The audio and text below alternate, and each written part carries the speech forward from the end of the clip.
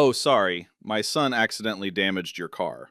My fiancée Vanessa said it with a shrug, as if her 17-year-old son had spilled juice on the floor instead of backing an SUV into the driver's side of the car I had spent 6 years restoring. Her mother Linda stood beside her in my driveway with her arms crossed. "Accidents happen, Chris," she added. "You cannot turn every little inconvenience into a tragedy. Every little inconvenience." I stared at the crushed door of my dark blue 1972 Chevrolet Chevelle. The mirror hung by a wire. The paint had been scraped down to bare metal. The front fender was bent inward so badly that the tire rubbed against it. Noah stood near Vanessa's SUV with both hands inside the pockets of his hoodie. He did not look frightened. He looked impatient. Vanessa's daughter Brooke leaned against the porch railing, scrolling through her phone. Nobody apologized properly. Nobody asked whether I was all right. 20 minutes earlier, Vanessa had been sitting at my dining room table with a folder in front of her. Inside was a deed transfer agreement prepared by a lawyer I had never met. She wanted me to sign my Maple Street duplex over to Brooke. Not sell it, not rent it, give it to her. The property had been left to me by my grandmother. It was mortgage-free, and the income from the second unit gave me financial stability. I had spent years replacing pipes, repainting rooms, repairing the roof, and handling tenant calls after work. I was a marketing specialist, not a contractor. Still, that duplex represented everything I had built carefully while other people spent money carelessly. Brooke wanted to turn one unit into a beauty studio and use the property as collateral for a business loan. Vanessa called it an investment in our future. I called it what it was. "No," I had said. Brooke laughed. Linda leaned forward. "Marriage means learning to stop thinking only about yourself, Chris." "I paid Brooke's tuition for 2 semesters, I replied. "I covered Noah's summer program. I helped Vanessa clear her credit card debt. I paid for your dental work last year. I am not thinking only about myself." Vanessa's eyes narrowed. "You are keeping score now?" "No. I am setting a boundary." 10 minutes later, Noah asked for the keys to move Vanessa's SUV because it was blocking the driveway. Then came the sound of metal folding into metal. Now Vanessa watched my face, probably waiting for me to shout so she could call me unstable. I did not give her that. I photographed the damage. Then the SUV. Then the tire marks. Then the security camera above the garage. Vanessa followed my gaze. "It was an accident," she repeated. "I heard you. You are not going to punish Noah over an old car, are you?" I looked at her. "No," I said. "I am not going to punish anyone." That night, I called my insurance company, updated the policy, and removed Vanessa and Noah as permitted drivers on every vehicle registered in my name. Then I changed the garage code and restricted access to our joint savings account. Most of the money in that account had come from me. It was supposed to pay for our wedding and future renovations. I did not empty it. I simply changed the settings so that withdrawals over $500 required approval from both account holders. After that, I sat in my office and reviewed the security footage. At 7:42 the next morning, Vanessa woke up to something far more unexpected than a declined debit card. She woke up to Brooke screaming in the driveway, and a locksmith changing the locks on the Maple Street duplex. I had been with Vanessa for 4 years. For most of that time, I believed I was building a family.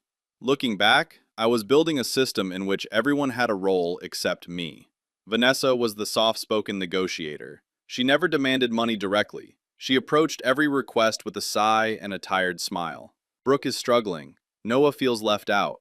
My mother is embarrassed about her dental problems. I hate asking you, Chris. That last sentence was her favorite. She hated asking so much that she did it almost every month. Brooke was 24 and always one opportunity away from success. First, she needed tuition money, then a laptop, then a professional beauty course, then a deposit for a salon chair she abandoned 3 months later because the owner was toxic. Noah rarely asked for anything himself. Vanessa did it for him. Soccer equipment, a phone upgrade, driving lessons, a contribution toward his first car. Linda did not bother with politeness. She considered generosity a moral obligation. "You cannot take money with you when you die," she told me after I hesitated over paying for her dental implants. The implants cost $6,000. She never paid back a cent. I worked full-time as a marketing specialist for a regional healthcare company. My job sounded more glamorous than it was. Most days, I wrote campaign briefs, fixed presentations, tracked advertising performance, and listened to executives use the word synergy as if they had invented it. I earned a good salary because I was skilled at making messy things look organized. That skill followed me home. When Brooke needed a business plan, I made one.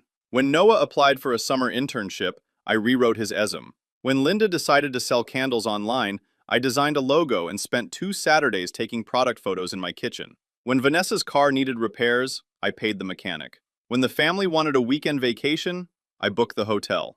At some point, they stopped thanking me. They started correcting me. Brooke complained that the logo I designed looked too corporate. Linda said the hotel I booked was not luxurious enough. Vanessa told me I needed to be more generous with Noah because teenage boys remembered which adults believed in them. I did believe in Noah. That was the part that hurt. I had taught him how to drive. I had helped him build a computer. I had attended his soccer matches when his father canceled. But on the morning after he damaged my Chevelle, I stood outside the Maple Street duplex while a locksmith replaced the locks, and Brooke shouted from the sidewalk, "You cannot do this! I own the property. My equipment is inside!" That was the first surprise. I had not known she had moved anything into the vacant unit. The apartment had been empty for 12 days between tenants. I planned to repaint it and repair a bathroom cabinet. I had never given Brooke a key, yet inside there were salon chairs, boxes of hair products, mirrors, and a folding massage table. When I asked the locksmith how she had entered, he examined the lock. "No damage," he said. "Someone used a key." Vanessa arrived in her robe and slippers at 7:42 a.m., holding her phone. She looked at me, then at the locksmith, then at Brooke's boxes on the lawn. "What are you doing?" "Changing the locks." "You cannot throw her things outside." "I can remove unauthorized property from my building." Brooke's face turned red. "Mom said I could start moving in." I looked at Vanessa. She closed her eyes for half a second. "Chris, we were going to discuss it." "We discussed it yesterday. I said no." "You said no to transferring the deed. That does not mean Brooke cannot use the unit temporarily." "It does when nobody asks me." Linda arrived 20 minutes later and immediately took Vanessa's side. "You are humiliating Brooke in front of the neighbors," she said. "No, I am changing locks on my property." Then Vanessa's phone buzzed. She checked the screen and went pale. "What did you do to the savings account?" "I added a 2-signature requirement." "You froze me out?" "No. We both need to approve large withdrawals." Her expression changed. "How did you know?" "Know what?" She said nothing. I opened the banking app. At 7:41 a.m., someone had attempted to transfer $48,000 from our joint savings account to a business account registered to Brooke. The transfer had been blocked. I held up the screen. "Would you like to explain this?"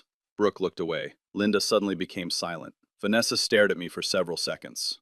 "It was for renovations," she said. "Renovations to my property? To help Brooke get started. With our wedding savings? It is our money. It is mostly my money." Her eyes sharpened immediately. "Your money," she repeated. "Thank you for finally showing us how you really feel." She had tried to move nearly $50,000 without telling me.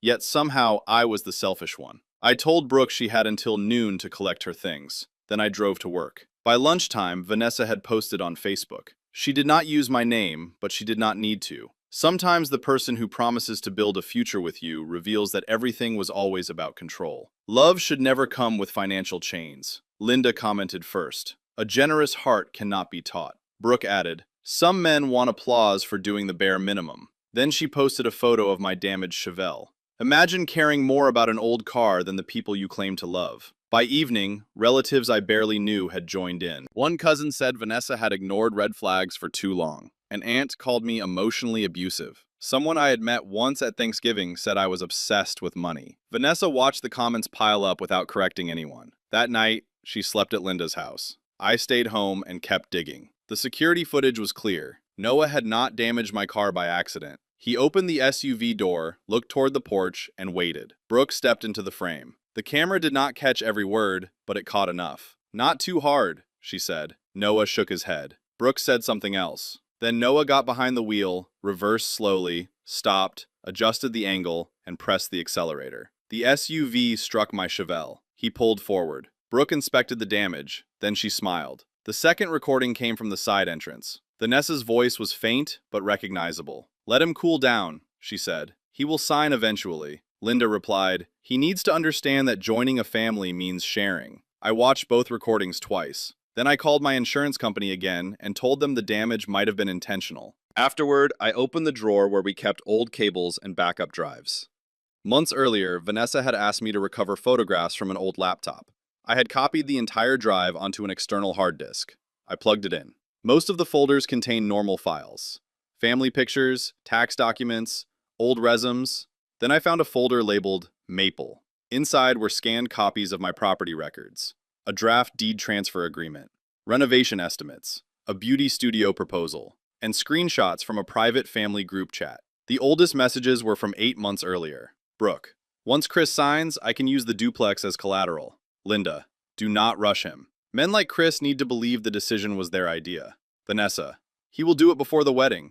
He hates conflict. A week later, Brooke wrote, if he starts acting cheap, remind him how much he already invested. He will not want to admit he wasted 4 years. Then I found the message sent the night before my car was damaged. Brooke, Noah can bump the old car tomorrow. Nothing dangerous, just enough to scare Chris. Vanessa replied, do not be stupid. Keep it believable. I sat motionless for a long time. On the wall beside me hung a photograph from the day I proposed. Vanessa was smiling, with both hands over her mouth. Brooke and Noah stood behind her.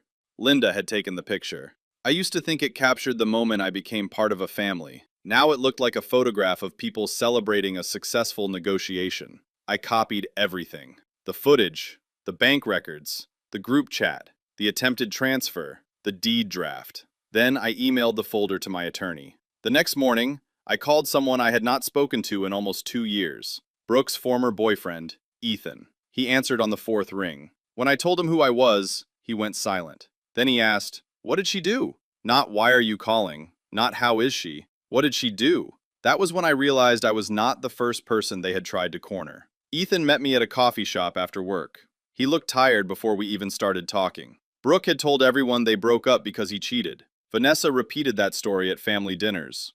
Linda called him a manipulator. According to Ethan, none of it was true. He tried to leave after discovering Brooke had used his credit card to pay for salon equipment. When he confronted her, she threatened to release screenshots that made him look abusive.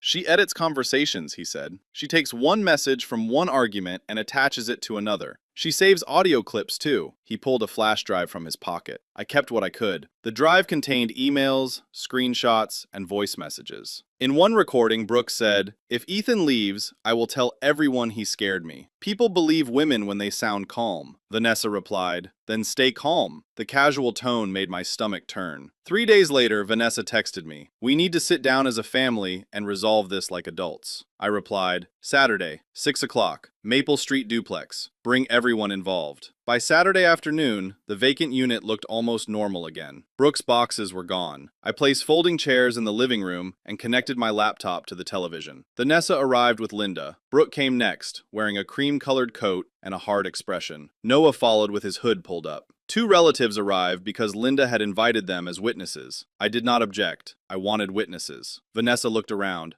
Can we stop treating this like a courtroom? That depends, I said. Are you going to lie? Linda exhaled loudly. This hostility is exactly why Vanessa feels unsafe. I pressed play. The driveway appeared on the television. Noah entered the frame. Brooke gave instructions. The SUV reversed. The impact echoed through the room. Noah stared at the floor. Vanessa said, that proves nothing. He is an inexperienced driver. I showed the text message. Noah can bump the old car tomorrow. Then Vanessa's response. Keep it believable. One of the relatives shifted uncomfortably. Linda looked at her daughter. Vanessa stood. You went through my private messages? You backed them up on a drive in my office after asking me to recover your files. That does not give you the right. No, I said. You do not get to make this about privacy. Brooke stepped toward the laptop. I closed it. Sit down. Her face tightened. You cannot speak to me like that. I am speaking to you more politely than you deserve. I placed the bank statement on the table. At 7:41 on Tuesday morning, someone attempted to transfer $48,000 from our savings account into Brooke's business account. Vanessa folded her arms. It was supposed to help her. Did you ask me? No. Were you planning to tell me? She hesitated. That depended on your reaction. I nodded slowly. Then I placed the draft deed transfer agreement beside the statement. You hired a lawyer before speaking to me. We wanted to make the process easier. You wanted to make it faster. Linda stood. Brooke is trying to build a future. You have property. She has nothing. I have 1 duplex. I live in half of it. Brooke laughed bitterly. You act like you built an empire. It is an old building your grandmother gave you. That sentence hurt more than I expected. Not because it was clever, because I had heard versions of it for years. My career was not impressive enough. My car was old. My property was inherited. My savings were selfish. My help stopped being generous the moment they received it. I looked toward the door. That is why Ethan is here. The door opened. Ethan walked in carrying a black binder. Brooke's face lost its color. What is he doing here? Ethan placed the binder on the table and told them everything. The unauthorized credit card charges, the edited screenshots, the threats, the voice recordings. Brooke interrupted him repeatedly. You are obsessed with me. You are pathetic. This is why I left you. Ethan waited until she finished. Then he played the recording. Brooke's voice filled the room. If Ethan leaves, I will tell everyone he scared me. Vanessa's voice followed. Then stay calm. Linda slowly sat down. Noah looked at his mother as though he had never seen her before. Brooke rushed toward the television and reached for the cable. I stepped between her and the counter. Do not touch my property. She froze. Then Noah started crying. He wiped his face with his sleeve. Mom said it was only to scare him. Vanessa turned sharply. Noah, stop. She said Chris would not call the police because he loved us. The room fell silent. Linda whispered Vanessa's name. Brooke called Noah weak. Vanessa reached for my hand. I stepped back. Chris, please, this got out of control. No, I said. This was under control the entire time. That is the problem. I handed her the letter my attorney had prepared. The engagement is over. You have 30 days to remove your belongings from my house. You no longer have access to my accounts, vehicles, garage, or office. The attempted withdrawal has been reported to the bank. The damage to my car has been reported to the insurance company with video evidence. Linda stood again. You are destroying this family over money. I looked at her. No, money only revealed what this family was. Vanessa's eyes filled with tears. Part of me still recognized the woman I had loved. The woman who laughed at terrible television shows. The woman who brought me soup when I was sick. The woman who sat beside me in the emergency room after I injured my hand. That was what made leaving difficult. People are rarely cruel every minute of the day. Sometimes they are kind enough to keep you confused. Vanessa lowered her voice. We can go to counseling.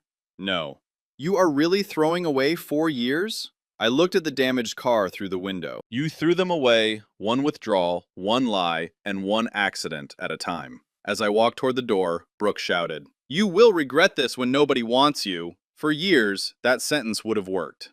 I would have turned around, explained myself, negotiated, maybe even apologized for making everyone uncomfortable. This time, I looked back once. I would rather be alone than useful to people who hate me. Then I left. Vanessa did not leave quietly. The following week, she posted a long statement about emotional abuse and financial control. She claimed I had weaponized money after promising to support her children. She said I had secretly recorded her family. She said I had humiliated Noah over a driving mistake. Brooke uploaded a video of herself crying in her car and said I had destroyed her small business before it had a chance to open. Linda commented beneath every post, One day, the truth will come out. She was right. The truth came out 4 days later. I had no interest in sharing every private detail of our relationship. I did not want strangers dissecting Vanessa's tears or Noah's fear, but I refused to let them build another false story around me. So I uploaded one statement. No insults, no dramatic music, no revenge speech, only facts. I explained that my vehicle had been deliberately damaged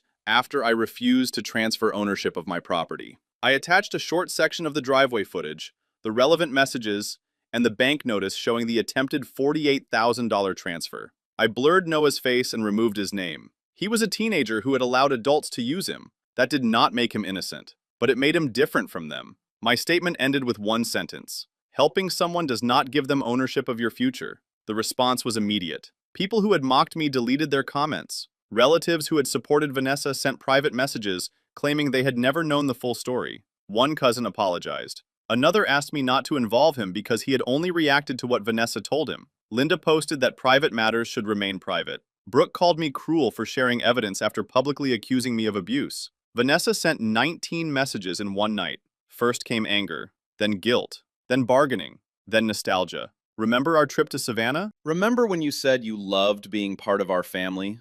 Noah misses you. My mother is not sleeping. Brooke is young. She made mistakes. I made mistakes too. Please do not become cold. I read every message once. Then I muted the conversation. The insurance company investigated the damage. Because the video was clear, the claim moved quickly. I did not demand that Noah be dragged through court. I did insist that the report be honest. The Chevelle took 3 months to repair. During that time, I rented a small apartment near my office and renovated the Maple Street duplex properly. Not for Brooke, for me. I converted the vacant unit into a studio for a marketing consultancy I had quietly been building on weekends. I called it Clearline Marketing. For years, I had worried that boundaries made people selfish. Now I understood that boundaries simply made things visible. A clear line did not create conflict. It revealed who intended to cross it. I kept my full-time job initially and took on 2 local clients in the evenings, then 4, then 7. The mechanic repairing my Chevelle asked me to redesign his website. A calf ? Hired me after seeing his branding. A nonprofit asked me to build a campaign for a housing fundraiser. Within 8 months, the studio earned enough for me to reduce my hours at the healthcare company. Within a year, I left the corporate job entirely. Vanessa moved out before the 30-day deadline. She left her engagement ring on the kitchen counter beside a handwritten letter. I did not read it. I mailed both items to her attorney. Brooke tried to contact me through new numbers. The first time, she claimed she wanted salon equipment she had already collected. The second time, she said she wanted to apologize. I did not reply. Linda sent me a Christmas card with a Bible verse about forgiveness. I threw it away. Noah emailed me almost 6 months after the incident. His message was short. I am sorry about your car. I knew it was wrong. I wanted Mom and Brooke to stop being angry at me. That is not an excuse. I hope you are okay. I read it 3 times. Then I responded. Thank you for apologizing. What you did was serious. I hope you learn to leave any room where people ask you to hurt someone to prove your loyalty. Take care of yourself. I did not invite him back into my life. Forgiveness and access are not the same thing. That was one of the hardest lessons I learned. A year after the breakup, I sold the house Vanessa and I had shared. Too many rooms carried old conversations. Too many corners reminded me of the man who negotiated against himself because he was afraid of being alone. I bought a smaller house with a porch and a detached garage. The Chevelle fit perfectly inside. Above the workbench, I hung the original damaged side mirror. Not as a trophy, as a reminder. The morning I officially opened Clearline Marketing, I arrived early. The Maple Street duplex looked completely different. The old beige siding had been repainted deep green. The windows were clean. The studio walls were bright white with campaign mock-ups and framed photographs on the walls. Outside, a new sign hung above the entrance. Clearline Marketing. Build something that belongs to you. At 7:42 a.m., exactly 1 year after Vanessa woke up to Brooke screaming in the driveway, I stood outside with a coffee and watched sunlight move across the windows. My phone buzzed. For a second, my body reacted the old way.